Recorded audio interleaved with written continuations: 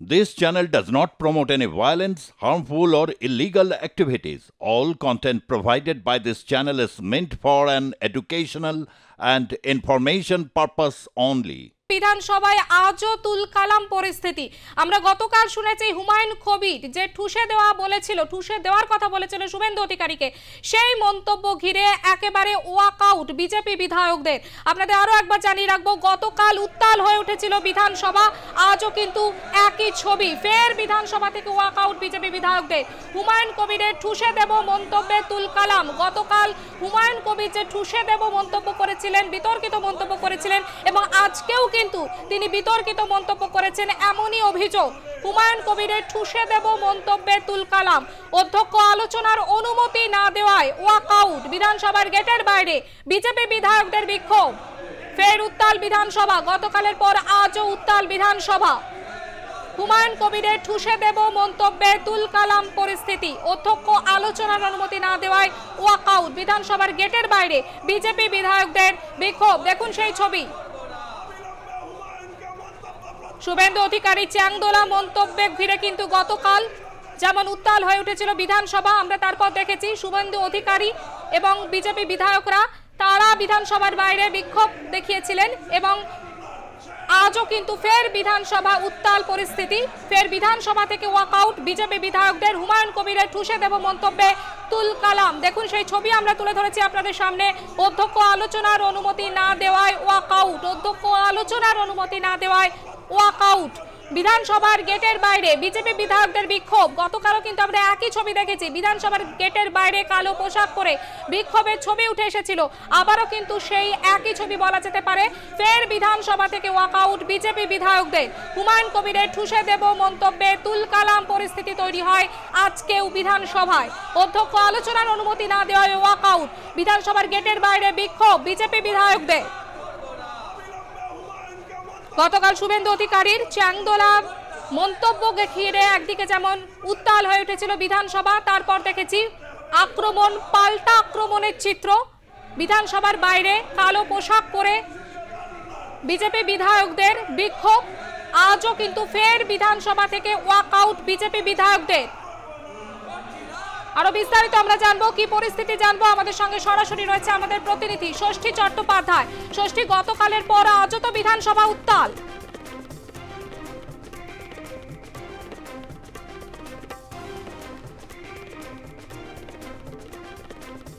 শোনা যাচ্ছে ষষ্ঠী?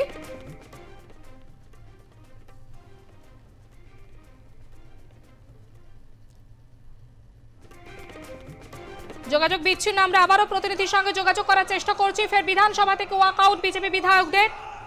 হুমায়ুন কবিরের ঠুসে দেব মন্তব্যে তুলকালাম বিধানসভা। অধ্যক্ষ আলোচনার অনুমতি না দেওয়ায় ওয়াকআউট, বিধানসভার গেটের বাইরে বিজেপি বিধায়কদের বিক্ষোভ।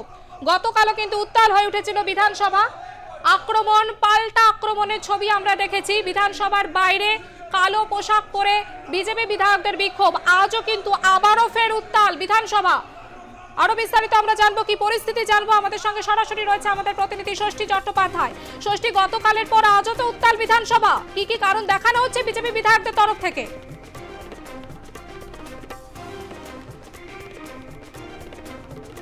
দেখো, লক্ষ্য হচ্ছে 2026-এর বিধানসভা নির্বাচন এবং বিধানসভার অধিবেশনের দ্বিতীয় পর্ব যে শুরু হয়েছিল, সেই দ্বিতীয় পর্বতে আমরা দেখছি একটা বিষয় কিন্তু বারবার সামনের দিকে চলে আসছে।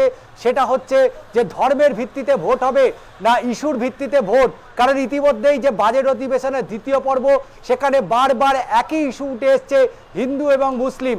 এবং যে বাজেট অধিবেশনকে কেন্দ্র করে বিভিন্ন দপ্তরের যেখানে বাজেট বিশ্লেষণ চলছে, সেখানে রাজ্যের বিরোধী দল অর্থাৎ ভারতীয় জনতা পার্টির বিধায়করা তারা কিন্তু সেই ইস্যুতে কিন্তু বিধানসভার সদনের ভেতরে কিন্তু থাকছেন না। এবং বিভিন্ন সময় দেখা যাচ্ছে তারা বিভিন্ন ইস্যু, কখনো হিন্দু ধর্মের যে সমস্ত মন্দির রয়েছে এবং যেভাবে প্রতিমা ভাঙা হচ্ছে, এই ইস্যুতে বারবার সরগরম হয়েছে রাজ্য বিধানসভা। রাজ্যের বিরোধী দলনেতা তীব্র প্রতিবাদ জানিয়েছে যে এ রাজ্যে সরস্বতী পুজো করতে হলে হাইকোর্টের অনুমতি নিতে হবে এবং পুলিশ পাহারায় সেখানে পুজো করতে হচ্ছে। এই রকম একাধিক বিষয় নিয়ে গত কয়েকদিন ধরে রাজ্য বিধানসভা উত্তপ্ত।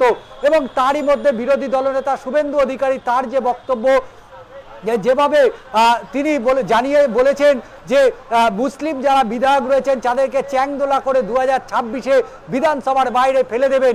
এরপরে আমরা দেখেছি ভরতপুরের তৃণমূল বিধায়ক হুমায়ুন কবিরের মন্তব্য, এবং সেই মন্তব্যের জেরে পাল্টা শাসক দল এবং বিরোধীদের মধ্যে বারবার কিন্তু উত্তপ্ত হচ্ছে রাজ্য বিধানসভা। গতকালকেই আমরা দেখেছি মুখ্যমন্ত্রী মমতা বন্দ্যোপাধ্যায় তিনি এসেছিলেন এবং তিনি এই প্রসঙ্গে একাধিক প্রশ্নের উত্তরও দিয়েছেন। কিন্তু গতকালের পরে আজকেও সকালবেলায় যেভাবে ভরতপুরের তৃণমূল বিধায়ক হুমায়ুন কবির তার যে 72 ঘন্টার যে সময়সীমা, সেই সময়সীমার মধ্যেই তিনি আরও একবার হুঙ্কার দিয়েছেন যে বিরোধী দলনেতাকে মুর্শিদাবাদে গেলে তাকে আটক করে রাখা হবে যতক্ষণ না পর্যন্ত তিনি তার যে বক্তব্য সেই বক্তব্য প্রত্যাহার করছে। এবং আজকে গতকালকে আরও একবার বিধানসভার সচিবালয়ে চিঠিও দিয়েছে বিজেপির বিধায়করা তাদের নিরাপত্তা এবং বিরোধী দলনেতার নিরাপত্তা।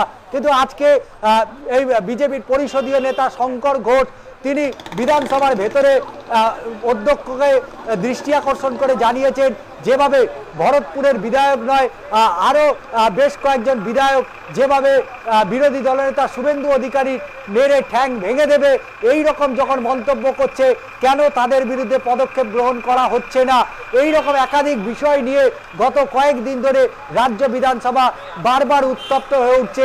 এবং সেই উত্তাপের আজ বিধানসভার বাইরেও কিন্তু আমরা দেখতে পাচ্ছি ইতিমধ্যেই রাজ্যের বিরোধী দলনেতার বিরুদ্ধে 2টি পৃথক এফআইআর দায়ের করা হয়েছে।